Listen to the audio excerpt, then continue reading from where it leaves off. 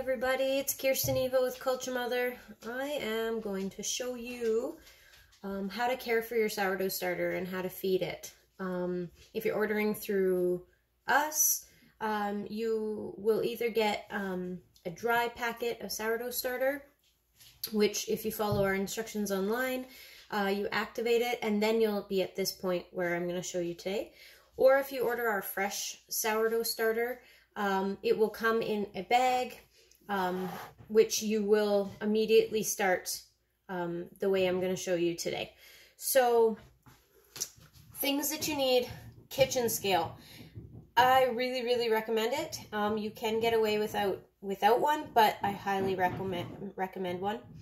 If you do not have a kitchen scale, just you need to do equal parts flour and water and starter. Now this you kind of have to, this is easier said than done, easier with a scale, but if you had to, you could take say a quarter cup of starter, a quarter cup of water, and a quarter cup of flour. Now that might make for a thinner or a thicker starter, it is okay to adjust your water level to make it as thin or as thick as you want. That is not a big deal. But so for instance, I've got my flour, my starter, and some water. What I'm going to do with my scale, I'm going to start it with the bowl on it so that it zeroes out. If not, you just have to hit your zero button to make sure that the weight of your bowl is not added in here. So, first thing to do is to weigh your starter to see how much you have. Now, I'm not doing all this because I have too much starter, but this is just to give you an idea. So I have 107 grams of starter. So I'm going to zero that out again, just for ease. And I'm going to feed it 107 grams of flour and 107 grams of water. So it'll be equal parts. I also make a big mess during the whole process. And it doesn't have to be super accurate either. 108, perfect. So then the same in water. So I have 107 grams of starter, 108 grams of flour, because I'm like that.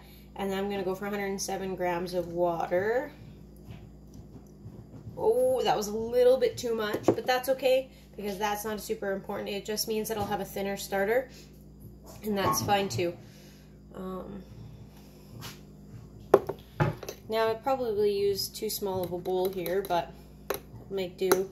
This is just to give you an idea of the process.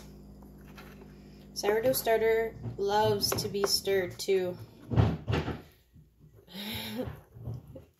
Made a big mess.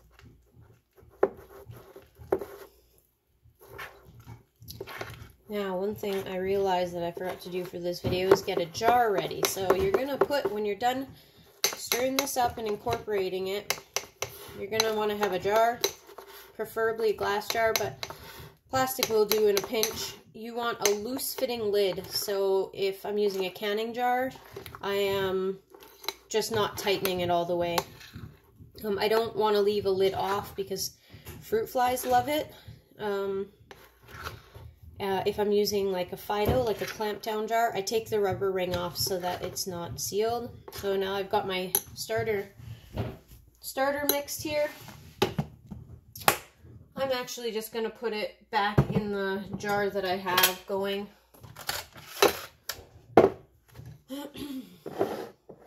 So there's still a little bit left in here. Ignore that.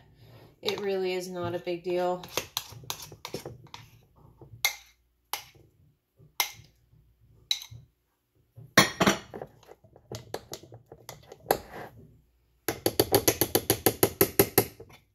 Now, so I put my lid on very loosely, and then I like to either take an elastic band to mark where the fill line is, or let's see, where is it? It's right here. Or I just take a marker and I put that fill line on so that I can see how it rises. So this will sit out on the counter. Now, and you will see it, you'll probably see it start to rise in about 3 to 5 hours. I leave mine a good like 8 to 12 hours between feedings. This would be okay now if we put it in the, or just left it on the counter for a minimum of 3 hours, and then we can pop it in the fridge and it'll be fine in there until you're ready to use it for at least a couple weeks. If you're not going to use it in that time, then you just pull it out again, feed it, leave it on the counter for 3 hours or so, and then pop it back in the fridge. But for me, I'm going to want to make some sourdough bread.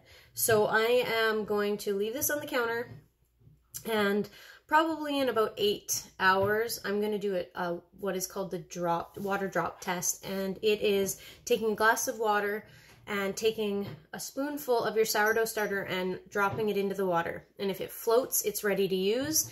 And if it sinks, it's either not fed enough or it needs to be fed again. You missed that window of opportunity. So I'm going to leave this one here. Tonight, I'm going to make... later tonight before bed, I'll use this to get a loaf or a few loaves of sourdough ready to rise overnight. I am also going to use this later tonight to attempt to do another time-lapse video for you guys to see the difference from feeding it straight out of the fridge versus feeding it you know, 2 or 3 times every 8 hours or so before making dough.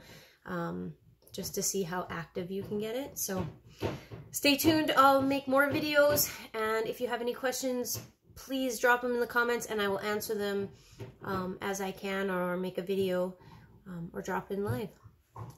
Have fun. Bye.